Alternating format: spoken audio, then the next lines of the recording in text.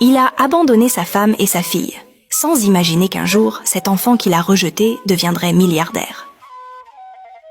Les années passaient, et la petite fille timide devint une jeune femme brillante. Dès la primaire, Zalia étonnait ses professeurs par sa vivacité d'esprit. Toujours au premier rang, elle notait avec application, posait des questions et obtenait les meilleures notes. Souvent, ses camarades la taquinaient. « Hé Zalia, pourquoi tu passes ton temps dans les livres ?» Elle répondait avec assurance. « Parce que c'est là que je trouverai ma liberté. » Chaque cahier, chaque uniforme avait le goût amer de la poussière des maisons que Nahira nettoyait. On la voyait, pagne retroussée, agenouillée sur les carreaux d'une grande villa, frottant jusqu'à ce que ses mains se fendent. La maîtresse de maison passait, un éventail à la main.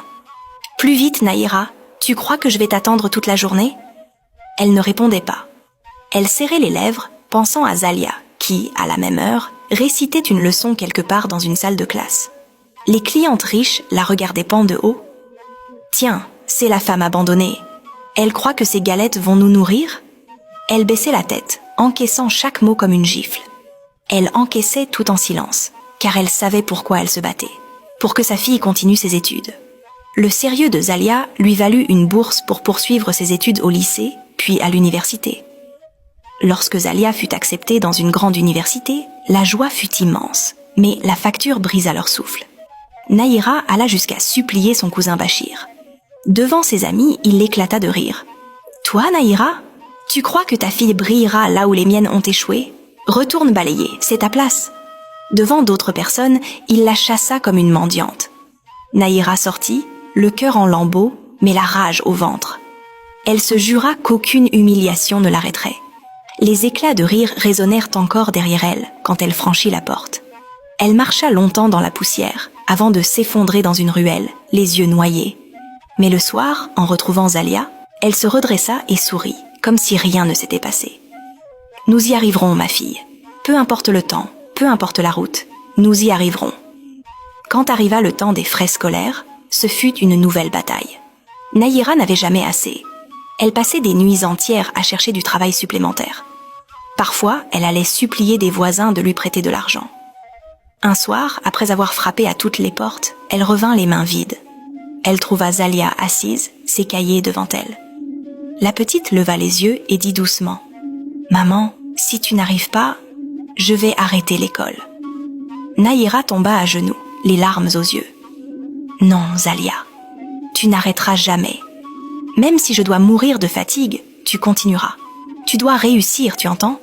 Tu dois réussir. » Pour pouvoir payer ses frais de scolarité, Zalia chercha de petits boulots pendant les week-ends pour aider sa mère.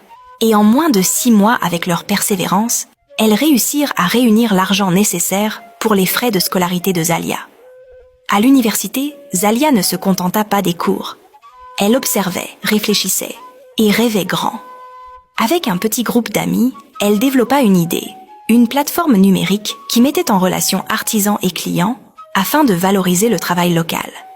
Les débuts furent difficiles. Les investisseurs se moquaient. Certains disaient « Une fille comme toi, sans nom, sans famille influente, personne ne te suivra. » Mais Zalia se souvenait toujours des paroles de sa mère. Elle serra les dents et persista. Les nuits, elle étudiait à la lumière vacillante d'une vieille lampe. Souvent, son ventre vide la tirait en arrière. Mais elle pensait à sa mère, penchée quelque part à balayer une cour étrangère. Alors, elle reprenait son livre, les yeux brûlés de fatigue, mais le cœur enflammé. Petit à petit, son projet gagna en visibilité. Des entreprises locales s'y intéressèrent, puis des partenaires étrangers. En quelques années, la petite idée devint une multinationale implantée dans plusieurs pays d'Afrique et d'Europe. Les médias l'encensaient. Zalia, la nouvelle étoile de l'entrepreneuriat africain. Malgré la gloire, Zalia resta humble. Elle n'oublia jamais les soirs sans repas, ni les larmes de sa mère. Sa première décision fut d'offrir à Nahira une belle maison et de la couvrir d'honneur. Nahira, en voyant sa fille réussir, avait les yeux remplis de larmes. Elle murmurait « Saïd croyait que nous étions condamnés. Mais regarde ma fille, regarde ce que tu es devenue. » Désormais, Zalia n'était plus la fille qu'on raillait pour ses habits simples. Elle entrait dans les salles de conférence habillée avec élégance, ses cheveux soigneusement coiffés, son allure imposante. Les mêmes regards qui l'avaient méprisée se levaient vers elle avec respect. Un soir, après une remise de prix à l'étranger, elle rentra et trouva sa mère assise dans le vaste salon qu'elle avait offert. Nahira caressait le tissu doux d'un canapé en souriant. « Tu sais, ma fille, jamais je n'avais rêvé vivre dans une maison comme celle-ci. J'ai passé ma vie dans la poussière des autres, et aujourd'hui, c'est moi qu'on vient saluer avec respect. » Zalia s'agenouilla à ses pieds. « Tout ce que j'ai fait, maman, c'est ton nom que je porte, ton courage, tes sacrifices. C'est toi la vraie reine de cette maison. » Et pour la première fois depuis des années, Nahira put se reposer. Elle ne se levait plus à l'aube pour frotter les sols des autres. Elle organisait des œuvres caritatives, venait en aide aux femmes abandonnées comme elle l'avait été, devenant un symbole de dignité retrouvée. La réussite de Zalia attira aussi des prétendants, mais elle ne se laissa pas séduire par les beaux parleurs ou les chasseurs de fortune. Un homme en particulier, qu'elle avait rencontré dans ses années d'université, revint dans sa vie. Lui aussi avait connu la misère, mais il était resté intègre. Ils s'étaient liés d'amitié dans les bancs de la fac, partageant parfois un seul repas pour deux. Des années plus tard, il devint son compagnon, puis son mari. Leur union n'était pas fondée sur l'argent, mais sur les épreuves traversées ensemble. Zalia avait enfin trouvé ce que son père n'avait jamais su offrir à sa mère, un amour sincère et une loyauté sans faille.